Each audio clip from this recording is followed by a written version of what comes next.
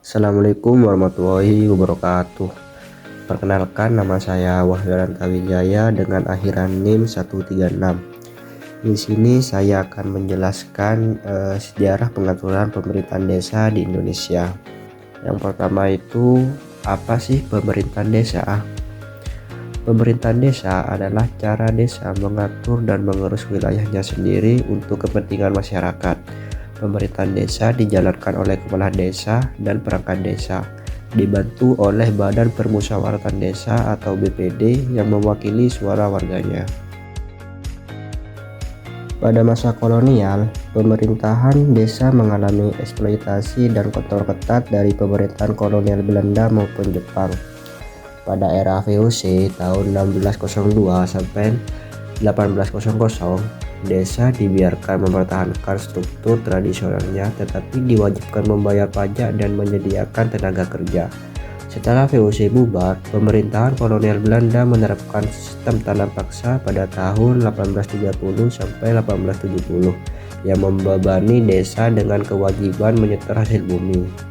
Meskipun desentralisasi pada tahun 1903 memberikan otonomi administratif terbatas, desa tetap dikendalikan oleh kolonial.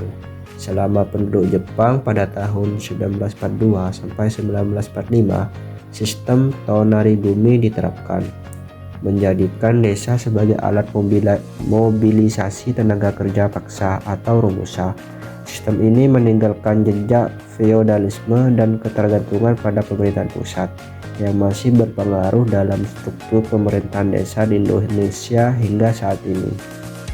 Pada periode 1945 sampai 1965, awal kemerdekaan dan demokrasi terpimpin.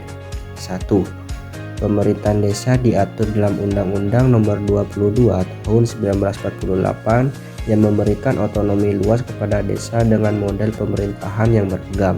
2. Undang-Undang Nomor 19 Tahun 1965 tentang Desa Swantartra yang memperkuat posisi desa sebagai bagian dari sistem pemerintahan daerah yang lebih luas. Pada periode 1965 sampai 1998, pada masa Orde Baru dan sentralisasi. 1. Undang-Undang Nomor 5 Tahun 1979 tentang Pemerintahan Desa menyeragamkan sistem pemerintahan desa di seluruh Indonesia, menghapus keberagaman sistem lokal. 2. Sentralisasi kekuasaan menyebabkan desa kehilangan kemandirian dan lebih banyak dikendalikan oleh pemerintah pusat. Pada periode 1998 sampai sekarang. 1. Undang-Undang Nomor 22 Tahun 1999 mengembalikan otonomi desa dan mengakui keberagaman sistem pemerintahan desa sesuai dengan adat dan tradisi. 2.